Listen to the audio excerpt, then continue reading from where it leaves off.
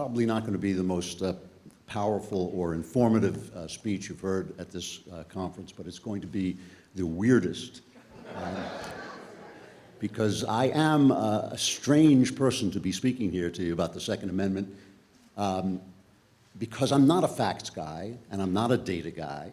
As you just heard from Karen, I'm a story guy, and to some extent a Hollywood guy. In fact, Karen only called me to be here at the last minute, and my first thought was that someone had suddenly broken it to her that Charlton Heston had passed away. And I thought she was looking for somebody who worked in Hollywood or had ever been to Hollywood who supported the Second Amendment. And I'm certainly that guy. There's no question about that. You know, I always hear them talking about, you know, guns and children, and I believe that guns and children have a lot in common because patriotic Americans should have as many of them as possible.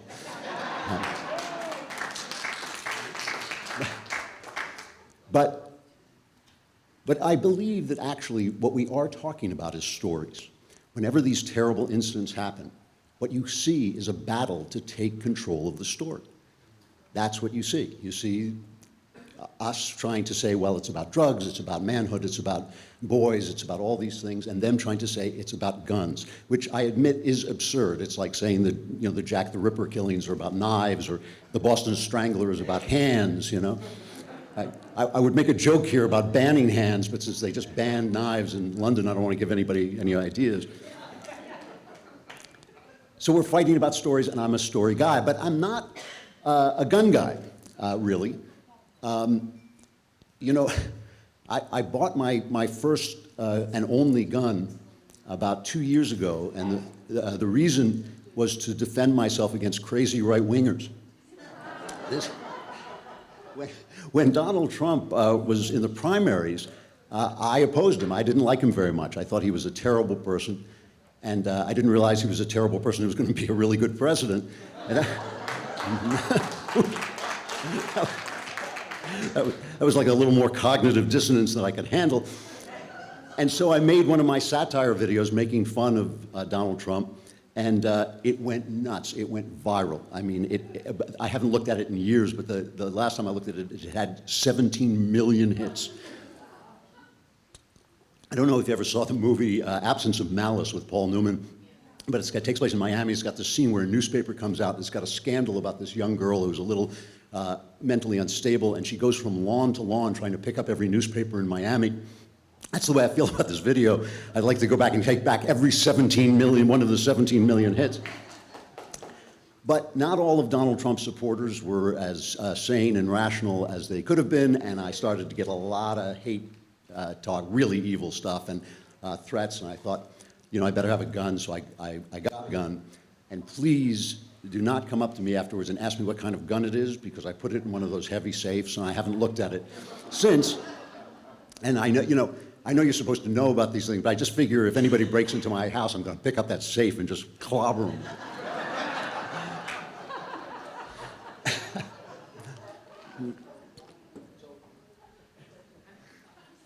So you might ask, well, how did I protect myself before I had a gun? And I will tell you, and this is, I swear that every word of this is true. My neighbor, she has since moved away, but my neighbor used to be one of the biggest stars in Hollywood. Any list of big stars, this woman would be on it. And being a big star in Hollywood, she is necessarily a very far left person, big spokeswoman for the far left, and a big anti-gun advocate. And all day long at her house, next to my house, guys with guns were going in and out of this house with the go bags, you know, you see the go bag. I mean, there were so many guns going in and out of her house and surrounding her house that you could have made a Matt Damon movie. So that Matt Damon could win an Oscar and give a speech about how you shouldn't have guns. You know? And one day, so help me, one of their security guys is on the phone with my wife, and it's just one of these neighbor things, you know, we were discussing who owned a tree and where the fence should be and all this stuff. And he said to her, you know, I just want you to know that you shouldn't be concerned that, you know, we not only watch our house, we watch your house too, and if anything terrible happens, we'll be there. I thought, this is great. This is great. This woman who wants nobody to have guns is protecting me with her guns. I feel I could not be any safer. And this is standard stuff in Hollywood, as you know. I mean, I'm sure some of you, most of you must have seen this Alyssa Milano video. Alyssa Milano is a TV actress, and they had a rally for the NRA in Dallas, I believe it was, and she was out in the park outside protesting, surrounded by guys. I mean, these guys didn't even get their jackets cut. You know, you saw these like big heaters coming out of their coats. And some guy walked up to her, to the guys, and started heckling Alyssa Milano and said to the guys, "Are you carrying guns?" And they forced him out of a public park. They forced this guy out of a public park because Alyssa Milano, while she was protesting guns, had more guns than this guy had, and so they could force him out of the public park. Now, that's part of what I guess we have to call hypocrisy among our Hollywood elites, who are our storytellers. They're some of our biggest storytellers. But it doesn't end there, and I know that I'm not the first person to point this out, but I think it is important that most of these people make a living playing people who carry guns. Almost all of them do. Ethan Hawke, a very good actor, talented actor, and a smart guy, was recently on late night TV. I think he was on Seth Meyers, but it doesn't matter because they all have the same opinions. They all believe the same things. I think with some of these comedians now that Trump's name has replaced the F word. You know, comedians used to use the F word because people would laugh whether you were funny or not, you know, and they do the same thing with Trump now. And Ethan Hawke said this. He said, you know, there have been people talking so much about gun control in this country, and I noticed recently, if you put in a column every movie I ever did where I carry a gun, and every movie where I don't, and my salary in those columns, I really think it would be about 92% to 8%. 92% of his money comes from playing characters with guns, 8% from not. He said, you realize how much our identity has been wrapped up about what we want and how we see people and how hard it is to sell a movie without a gun. No wonder we're in turmoil over this subject. Now, this is a remarkable thing to say, not just because it's true, which is interesting on late night television anyway, but it's a remarkable thing to say because it doesn't seem to occur to him to ask why that's the case. Why so many of the characters and our heroes in our stories carry guns. And that's what I'm going to talk about. And it's not going to be what you think. But to give you a little bit of a hint, I have a friend who is a fairly big screenwriter. I would say a very big screenwriter. I can't tell you his name, but all of you have probably seen at least one of his movies. But screenwriting is a young man's game, and after a while, you know, the work kind of dries up. And so he started to make money by advising filmmakers in China. So I had a conversation with him. I said, well, what do you do? He said, well, they can't make movies that people like. You know, they have a movie industry, but they can't make movies that people like, and so they hire American screenwriters to go in and advise them why their movies don't make sense to other people. And I said, well, why don't they? And he said, well, here's a typical Chinese story. The king is waiting for his bride to arrive from another country. So I said, yeah, that's a good story. So he sends his best knight, his Lancelot, off to collect his bride and bring her to him. Okay? And the knight falls in love with the bride. I said, good story, classic story. What happens then? He said, then the knight brings the bride to the king and rides away because that's his fate. I said, that's not a good story. We know, we in the West know, that the story doesn't begin until the knight realizes there is no fate, until the knight realizes that his rank is just as high as the king's, until the knight realizes that he's a free man. Now this aspect of storytelling goes back into the origins of the West, okay? This is from the very beginning. I give speeches to colleges sometimes, so they're right, don't go to college. But I give speeches to college, and one of the things I like to tell the kids is that all of Western literature stands on the shoulders of two men who are the pillars of Western civilization. I call them the telemons because nobody knows what a telemon is but me, which makes me feel smarter than they are. But you've probably heard of a caryatid, which is a pillar, a column, which is carved in the shape of a woman. A telemon is a column that is carved in the shape of a man. And if you ever want to see the greatest telemons in Western civilization, go to the Walt Disney studio lot, where they have this enormous building with these huge, I mean, twice, 3 times human-sized telemons of the 7 dwarves, holding up, which to me is a symbol of American culture right there. You know, they're holding up the whole, it's like Grumpy holding up. The 2 telemons of Western culture are Socrates and Jesus. And I tell them that Socrates and Jesus have a lot in common, but for purposes of this, there are 2 important things they have in common. One is they were both killed by the government for what they said. They were both killed by the government for speaking their minds. And 2, after they were killed by the government, they took over the Western world. Now Socrates took over the Western world because he had a student named Plato, and Plato had a student named Aristotle, and Aristotle had a student named Alexander the Great. And Alexander the Great conquered the West, and he brought Greek culture to the West. They called it Hellenic culture, which he had learned from Aristotle, who had gotten it from Plato, who had gotten it from Socrates. And then the Romans conquered the West, but when they conquered the West, Hellenic culture conquered the Romans. That used to actually be a saying, that Rome conquered the Greeks and the Greeks conquered the Romans. And Rome became a Hellenic culture. And then, of course, it became a Christian culture. And there, Jesus and Socrates met up together, and their ideas blended together in the minds of people like Thomas Aquinas. And they shaped everything that we are, everything that we believe, everything that we know, everything we believe is right and wrong comes from these 2 guys and their ideas coming together in the church. So there are 2 important stories about these guys, talking about stories. And one is the story of Socrates, the main story he liked to tell, when he was on trial for corrupting the young. And he got up and gave his defense. Plato wrote a piece that's usually called the Apology, from apologia, which means defense. And he said, you know, I know why everybody hates me. Socrates said this to the court, who would later condemn him to death. He said, I know why everybody hates me. It goes back to what happened. One of my friends went to the oracle at Delphi, where the gods spoke through the oracle. And he asked the oracle, who is wiser than Socrates? And the oracle said, there's no man wiser than Socrates.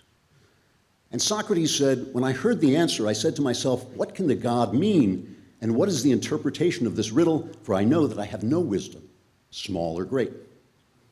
And so Socrates set out to some of the most important people in Athens, starting with the politicians, to prove that the god was wrong, that there were people who were clearly wiser than he was. And he went and spoke to the politicians, and big surprise, he found out they were idiots. But the difference between them and Socrates was Socrates said he had no wisdom, and they said they had wisdom. And Socrates realized he was wiser than they were, because at least he knew he wasn't wise. And after he went to the politicians, he went to the storytellers, the poets. And this is what he said. He said, I went to the poets, and there I said to myself, now I will find out that I am more ignorant than they are. Accordingly, I took some of them, the most elaborate passages in their own writings, and asked what was the meaning of them, thinking that they would teach me something. I must say that there is hardly a person present who would not have talked better about their own poetry than they did themselves.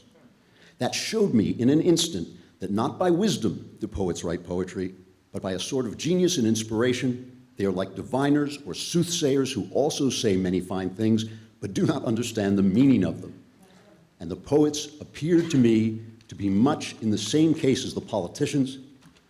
I further observed that upon the strength of their poetry, they believed themselves, on the strength of their poetry, they believed themselves to be the wisest of men in other things about which they were not wise.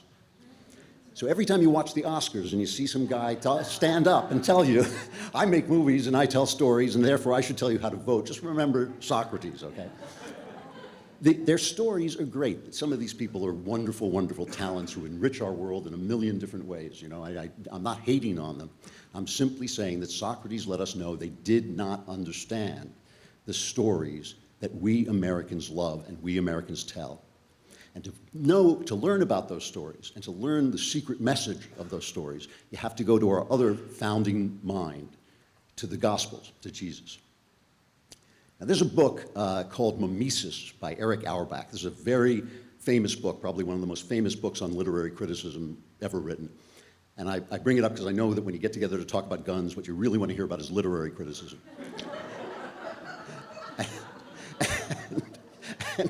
But this is one of the great points I've ever read about anything, really. But it tells you a lot about our stories. Auerbach talks about the fact that in the classic world, there were two languages of narrative.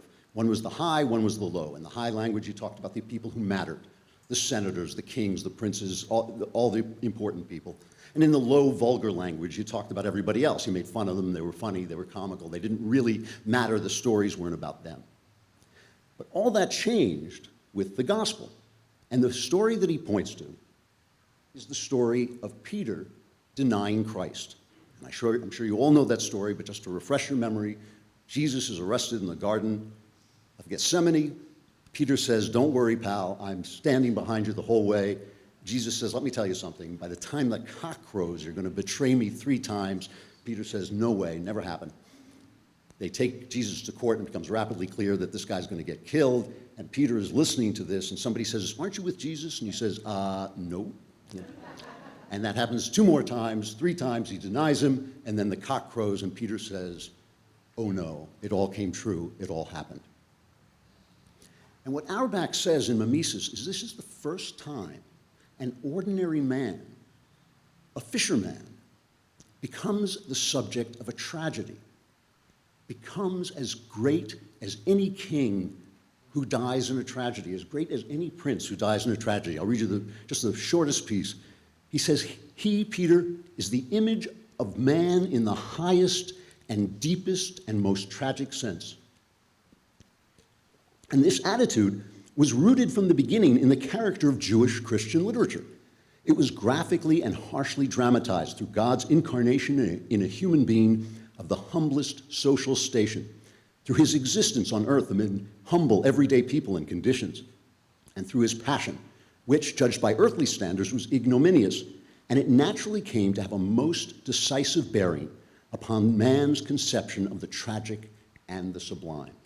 A fisherman was the tragic and the sublime. And this affects all of Western storytelling from then to now.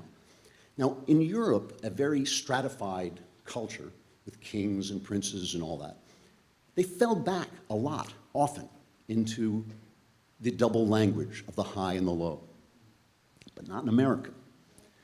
Ernest Hemingway said all modern American literature comes from one book by Mark Twain called Huckleberry Finn. And I've often thought that he was almost right. All modern American literature comes from one scene in Huckleberry Finn. And this scene, to me, speaks directly from the story of Peter and the tragedy and triumph of the ordinary man. Huck Finn, if you haven't read the book or if you don't remember, which I imagine a lot of people don't, Huck Finn is escaping what he thinks is downriver with his friend, a slave, Jim. And he suddenly realizes he's doing something terrible. He's breaking the law, and he's sinning against God. He's stealing the property of this woman. And he realizes if he doesn't do something about it, he tries to pray, and he can't pray because he realizes if he doesn't do something about it, he's going to hell. Remember, he's a kid, right? And he's an uneducated kid, and he's going to hell. And so he writes a letter to Jim's owner saying, here's where you can pick up Jim. And he puts the letter down beside him so he can pray. And here, to me, one of the foundational passages of American literature and one of the greatest passages in Western literature. Here's Huck after he writes the letter, but he hasn't sent it yet, telling her where to find Jim. He says, "I felt good and all washed clean of sin for the first time I had ever felt so in my life. And I knowed I could pray now. But I didn't do it straight off. but laid the letter down and sat there thinking, and thinking how good it was, all this happened so, and how near I come to being lost and going to hell. And I went on thinking and got to thinking over our trip down the river, and I see Jim before me all the time, in the day and in the nighttime. Sometimes moonlight, sometimes storms, and we are floating along, talking and singing and laughing. But somehow I couldn't seem to strike no places to harden me against him, but only the other kind. I'd see him standing my watch on top of his'n, instead of calling me so I could go on sleeping. And I see him how glad he was when I come back out of the fog and when I come to him again in the swamp up there where the feud was, and such like times. And he would always call me honey and pet me and do everything he could think of for me, and how good he always was, and he said I was the best friend Jim ever had in the world and the only one he's got now. And then I happened to look around and see that paper, that letter. I took it up and held it in my hand. I was trembling because I got to decide forever betwixt two things, and I noted. I studied a minute, sort of holding my breath, and then says to myself, all right then, I'll go to hell, and tore it up. This is an amazing scene.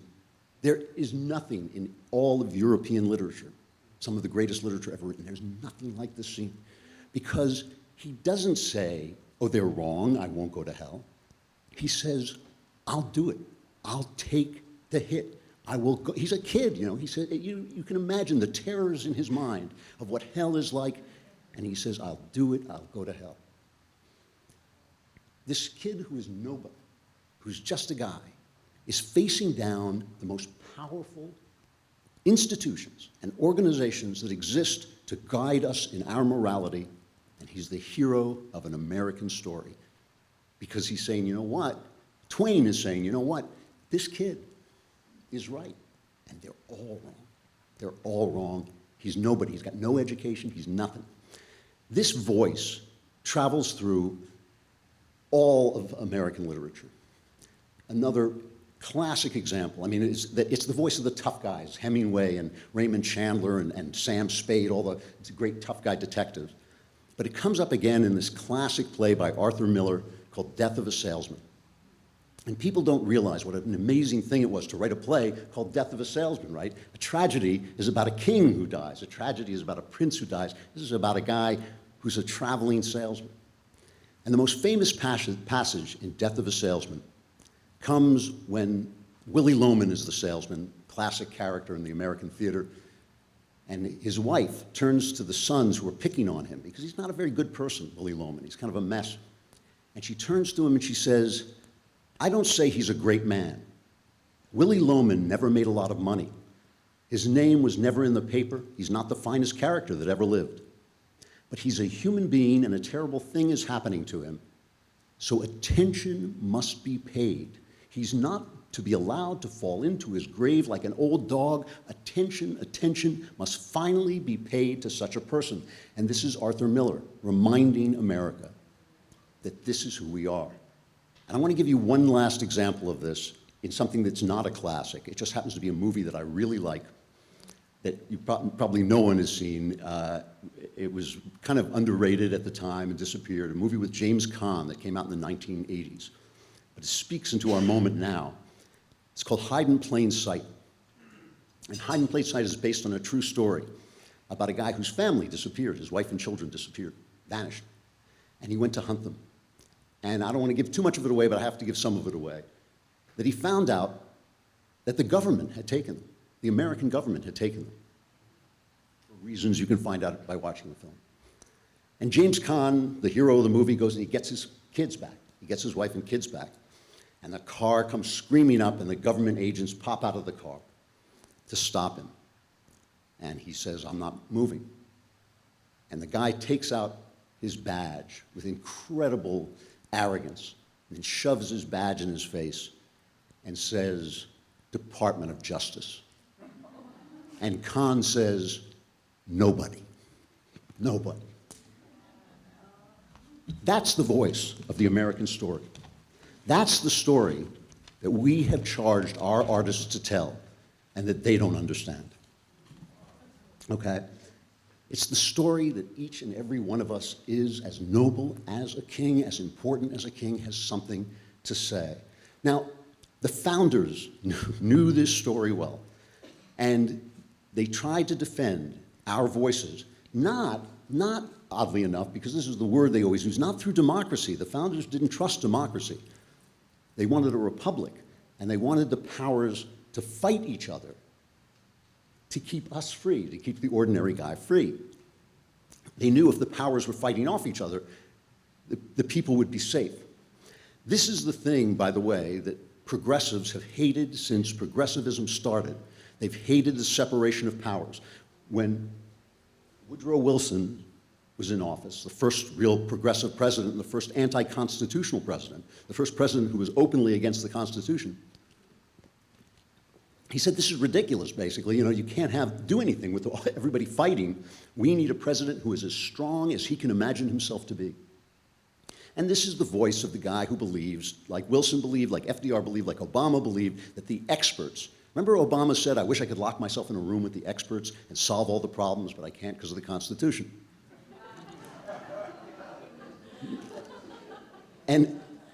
And one of the powers that they wanted to fight against each other was the federal government with the states. And so when the guys who were writing the Constitution said the federal government is going to get control of the army, the states said, well, how do we stop them from just telling us what to do? And they said, it's all right. If all your citizens are armed, then you can form militias, and your state militias can fight the federal government. That was the idea.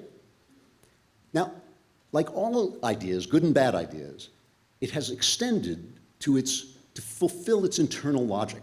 You know, when they said, like, all men are created equal, they didn't say all women were created equal. They clearly didn't mean all black men were created equal. But ideas expand to fulfill their internal logic. And now we realize, oh yes, you know, all people of all colors have these rights, and women as well, because you can't stop an idea from growing to its natural state. And the same is true of the Second Amendment. It may have started as a way of the states to fight the federal government, but of course the logic of it is that we have to be able to fight all governments all the time. The First Amendment isn't about guns, and the story we want to tell isn't about guns. It's about freedom. It's about freedom and the ordinary man, and the thing about freedom is it's non-negotiable. It's non-negotiable. There is no room for any infringement. That's why they say that. There's no room, even at the fringes, to give up your freedom, you know? The story of America and the stories of America all tell us the same thing. They tell us that our lives and our choices have tragic dignity, like St. Peter. They tell us that all the institutions in the world don't triumph over the individual human heart, like Huck Finn.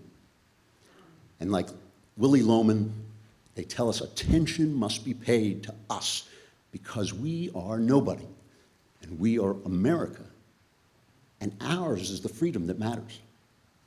I'm not a gun guy, I'm a story guy, and the stories of America have taught me to be a freedom guy, and freedom is non-negotiable, and that's the story I want us to tell. Thank you very much.